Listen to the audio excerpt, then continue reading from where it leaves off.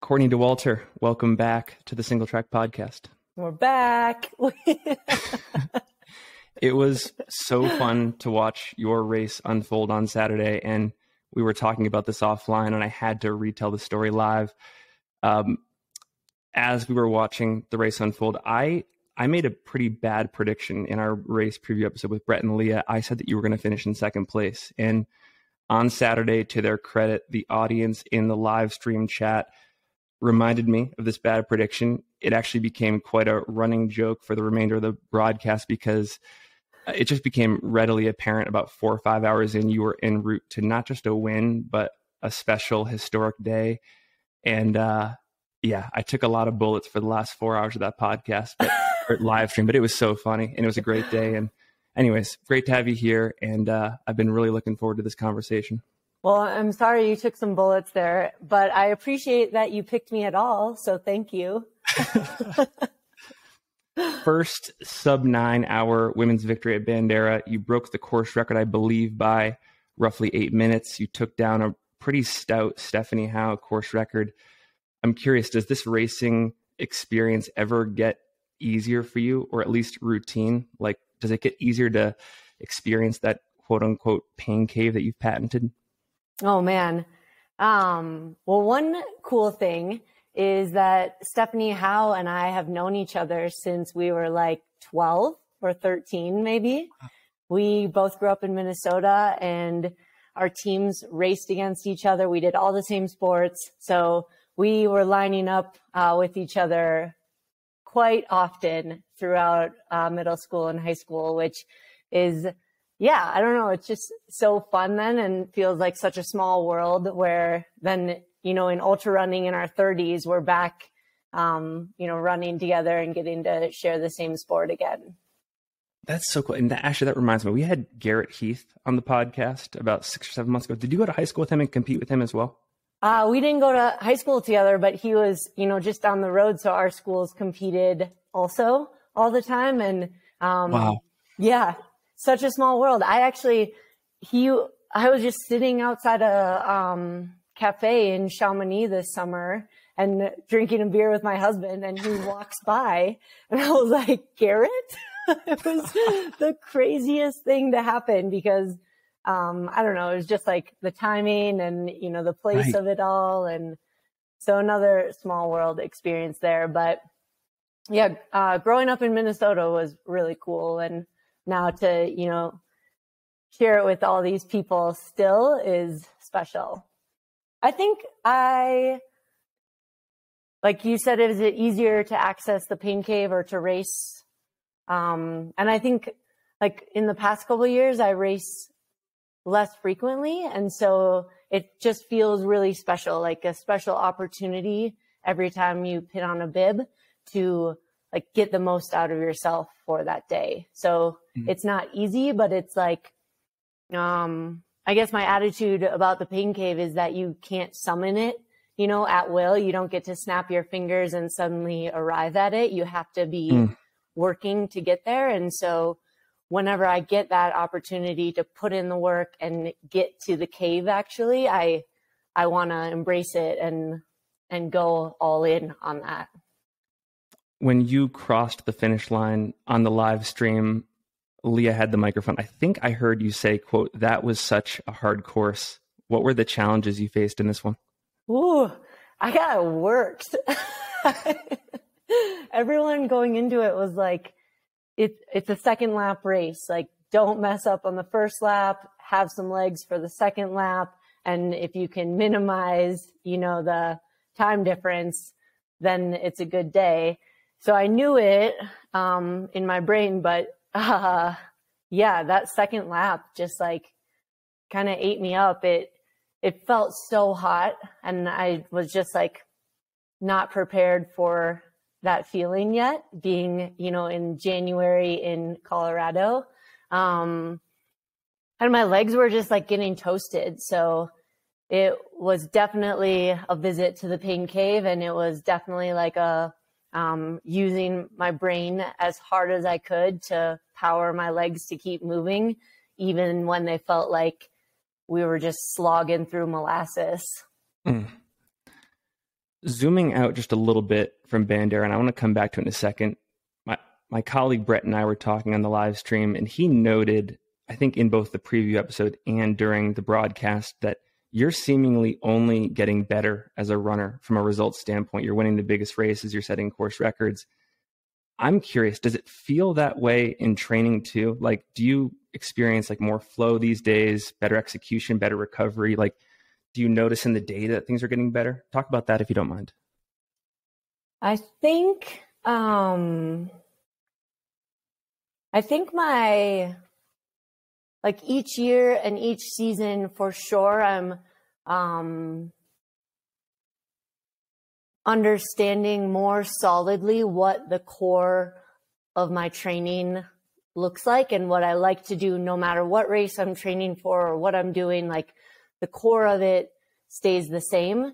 And then maybe, you know, I'll get a little specific on some branches out of that core. But I think I'm like understanding more what I like that core to look like.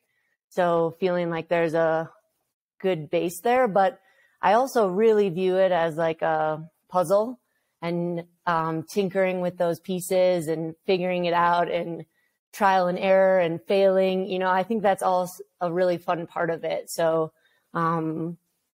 with the core set, I like to like play around then with, you know, oh, I heard about this thing, or, you know, I want to try this sort of run or whatever. And like inserting new things all the time just to see what that's like. Right on. One of the things that we talked about last conversation is just how intuitive you are when it comes to racing. And I wish I had followed up with this question when we last spoke, but I want to ask it here. Where does your ability to not overcomplicate things come from? Is it a personality-based thing, or is this something you've worked towards over the years? Probably a combo, I guess. I think, like in general, I view running as like not that complicated. So just keeping it simple and not stressing about every little thing or even any big thing. Like you just can do what you can do and that's it. But also I grew up in Minnesota with really fantastic coaches. And so I think by just coaching me through all my years of athletics there, like built into me what training looks like. And so to me, it's just like, that's how it is. You know, I have this like really good base to go off of because I had these fantastic people leading the way for me for so many years. Is that something that you enjoy? Like I know in other sports, it's common to have like a Rolodex of, you know, your recovery people, your coaches, your nutritionists. In your situation, do you, like with Kevin, for example, do you like surrounding yourself with other people that can think critically about, you know, this part of your upcoming race or like that part of it? Kevin's a huge part of the team. So for sure, having him and his type of brain is really useful. And he's way more logical and like spreadsheet oriented than me. And so the things he'll think of beforehand or when we reflect after will be, you know, different than where my brain goes. But I think that combination can be useful. And I think mostly then just surrounding ourselves with people who like to have fun with it and like aren't too serious, but are happy to like spitball and, you know, lob ideas out if they think of something else. So yeah, it's collaborative for sure. It reminds me, if you think about all like the latest recovery tools and recovery protocols and the science, and I'm thinking a lot in terms of like the NBA and the NHL and the NFL, and even like with the Breaking 2 project with like Kipchoge and those guys, when you think about your partnership with Salomon, are they interested in providing you with similar experiences just beyond like, here's gear and, you know, here is, you know, funding for travel to like UTMB and stuff like that? Like, is there someone in the organization who you get to stay in touch with around like how to train or how to think about nutrition or anything else on the cutting edge of performance? Salomon has been such a fantastic partnership for me. They're amazing people, and their gear is incredible, and like giving feedback and getting to do workshops with them on that gear has been just really cool to see all of the thought going into that stuff. I would say they stay out of like training or nutrition unless asked to help with it. So they're not like trying to give out advice on that or insert themselves in that in any way. We do have, like if it's a race where a large portion of the team is going to it, they'll bring a physio. So someone to do some body work that week of the race and make sure, you know, we're as like straight as possible. The joints are connected like they should be. And that's, you know, really useful. And then I would say the other piece that none of it is like the nutrition or coaching, but just gathering as a team for a training camp in the spring is, it happens every year with the Salomon team. And that's like, you know, huge, and just training together, getting to like give and get feedback from each other. But nothing as far as coaching or nutrition necessarily. I know I said we'd come back to Bandera, but I'm going down this rabbit hole and I'm totally fascinated. Jump in. This is a little bit more about like how your career has progressed over time. I was looking back at your ultra sign up, and you started dabbling, according to that platform, in ultras back in 2011. You had success like immediately off the bat, but it seems like your breakthrough moments, like your national class and world class results, started to happen in 2016. That was 5 years after you got into the sport. And it seems like it all started to happen in your early 30s. What do you attribute that leveling up to? I love the word dabbling, so thanks for using that. I think that accumulating 5 years of just stacking tiny Legos on top of each other in understanding more about the sport, gaining some endurance, all of those pieces are hugely valuable. I think something like running in general, but ultra running specifically, takes time. I think I definitely started to put in more time right around then, where I just wanted to see, like, if I, you know, do a little bit more or dedicate more of my weekend or get on the trails more frequently, what could happen. And so that probably factored into it as well.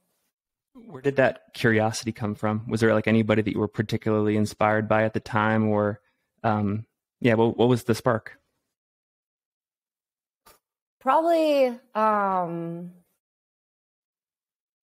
maybe just in general, like wanting to try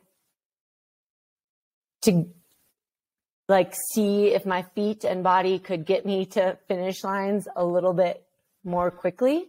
I don't know. I think it was 2015 Run Rabbit Run, where I spent hours in aid stations, just like it was a survival mission, and I was in, you know, really bad sorts and just wanted to finish. And I think after that, I probably felt a little bit like maybe I can control some of this, you know, maybe if I do my part more, I could not sit in an aid station for hours, you know, sipping tiny sips of soup like every 30 minutes.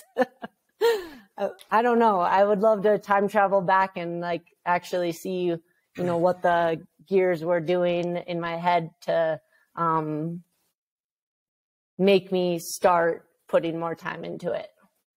Well, like if you think back to like when you were competing against Stephanie in high school and, you know, in college, what you did, and then even in your 20s, just from an endurance athletic standpoint, were there any moments in those years where you could point to and say like, like I totally got the best out of myself there, I've like self-actualized as an athlete? Or was there a sense that like I haven't quite tapped into what is possible yet? I hope to always feel like I haven't quite tapped into what's possible yet. I don't know. I don't know. I mean, yeah, for sure. There were years of like cross-country skiing, for example, where my only goal was to stay upright and to crash fewer than 10 times in a 5-kilometer race was like my big accomplishment on cross-country skis. And then decided after a few years of doing that and just like snow plowing and face planting all over Minnesota, like I would like to try to not do that. So, you know, what are the steps? And it was more training, more time experiencing, you know, this motion and this feeling, and then like putting all of the pieces together. So that would probably be like a similar journey. It seems right now, and I promise this next question is connected. It seems right now there are two camps of pro runners. On one side, you have folks like, I'll use Jeff Colt as an example, who like to balance their running with another job. And then there are folks like Abby Hall, yourself, who do this full time. If you reflect back to the moment when, you know, maybe this is 2016 or 2017, when you had the choice to either keep your previous profession as a teacher, I think it was, or to be a full-time athlete, what would you say was the driving force to go all in on this instead of, you know, hedging and keeping another career? I think it was a lot of conversations with Kevin, where I don't know, I guess like maybe started to understand that we were the drivers of our lives, and that like you don't have to stay on the main road that you're currently on the whole time, and you get to take these side roads if you want to, and just explore, you know, what's over there. What would it be like if we turned off this exit? And so through those conversations, it was like, man, when we're 90, we don't want to wonder what if about this running thing. So let's just try this. I didn't have, like, I was just newly added as an ambassador for Salomon at that time. So it wasn't like choosing a career in running. It was just choosing the side road to see where that took us. And knowing like, if you don't like the side road, you can always turn back. You know, there's always ways to get back to a main road again. And we just decided to go for it. But we didn't know what was down this side road. We didn't know if we'd like it. We didn't know if it was sustainable. But we figured, why not now, and why not try? Do you think that your career would have been substantially different these past 4 to 5 years if you hadn't taken this full-time path? Like from like a result standpoint? It feels like yes, but it's impossible to say.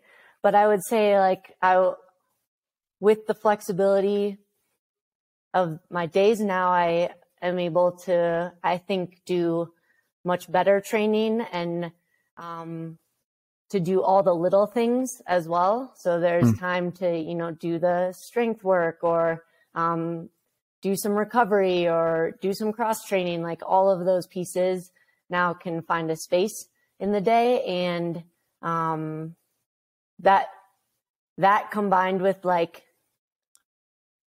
loving it so much and like really enjoying the lifestyle is, I think, valuable. I think it's super inspiring, by the way. I didn't realize that you had taken such a leap of faith to go at this full time. I had always assumed that, you know, there was this like not Tom Brady style contract, but like a fair bit of job security before all the results came. Nope. I mean, Kevin had a job, so we knew we could keep the lights on and we could, you know, buy a box of Cinnamon Toast Crunch, and like the rest we were like, we'll just figure it out and so cool. See what happens. Have you had any good mentors along the way, or at least people that you regularly go to for guidance in this journey?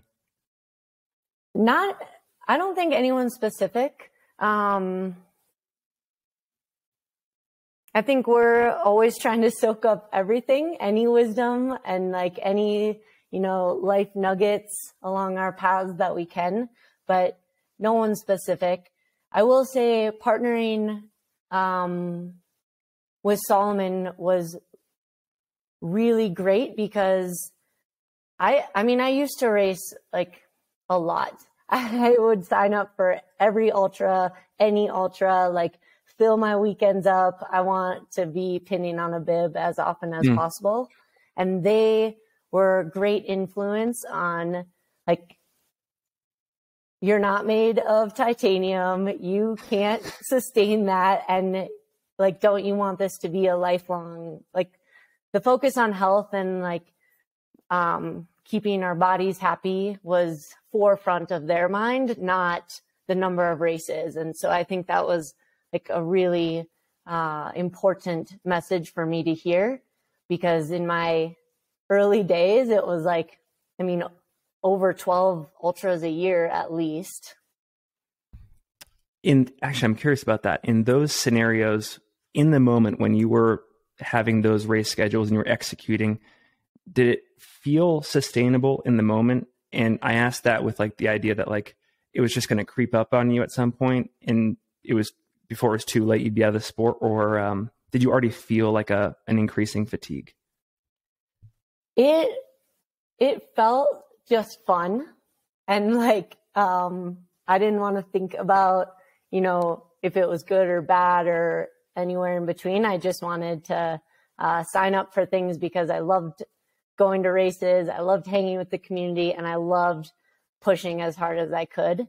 But for sure, over the years of doing that, it was starting to be where like by the end of the season, I was just like, woof, I need a minute. And that feeling made it where it was like, when I heard the messaging of like, this isn't sustainable, I was like, oh, you're right. Like, I feel that and I understand that. And like, I am happy to, pull the reins in a little bit and race less. Well, I know you mentioned in our pre-race interview that you took, I think, a full month off in November, and that this whole training block for Bandera was pretty abbreviated. Is that month off a relatively new part of your season-long program? For sure. Probably in the past couple of years,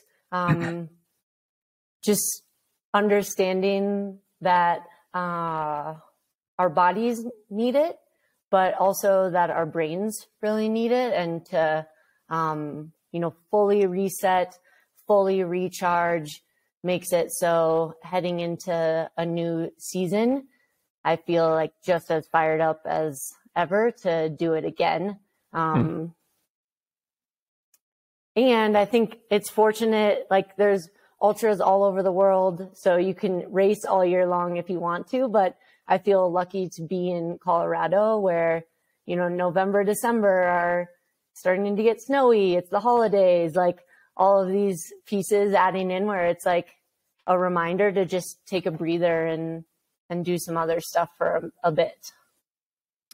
Also, in our last conversation, we talked a bit about your plans for a Western States Hard Rock 100 double later this summer, and I was kicking myself because after the fact, I realized I forgot to ask, what about UTMB? Could UTMB be on the table next year? So do you have any thoughts about that? Everything's on the table.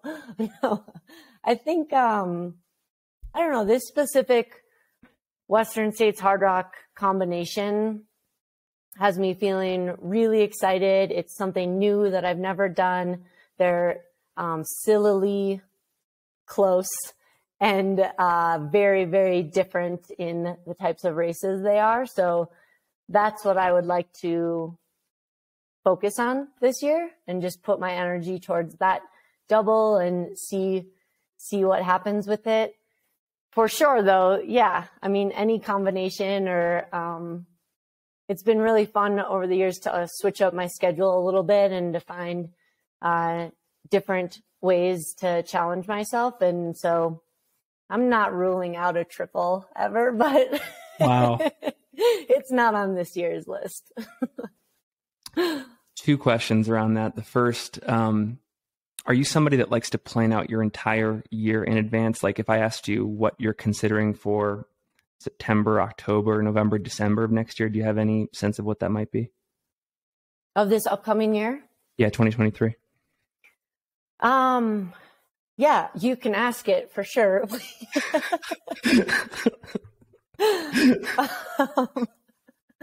I am like a half planner and a half like fly by the seat of my pantser.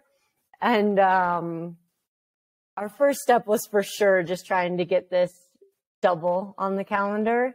I'm curious how recovery after Hard Rock will go in July, and like how much time off I'll take, or how my body and brain will bounce back from those weeks of racing. Yeah. So we're kind of like leaving a little bit of play in the year, and then we'll see. You know, I've got some like projects, just some trails that I would like to do at some point. So that could be an option. There's some fun, you know, late fall races out there that I'd love to try. So we'll see what happens. 2 more questions for you. And I know that we didn't talk much about Bandera. I apologize, but went down the rabbit hole. Barkley. I've always wanted to ask you about Barkley. I have always thought you're a prime candidate to not just get a fun run there, but to do all 5 loops. Is that a mission to any extent for the remainder of your career, to go back there and try to do that? I am absolutely still intrigued by Barkley and would love to give it some more goes and to see if I can get some more loops. I have done it now. I've started it 2 times and both times been foiled by navigation.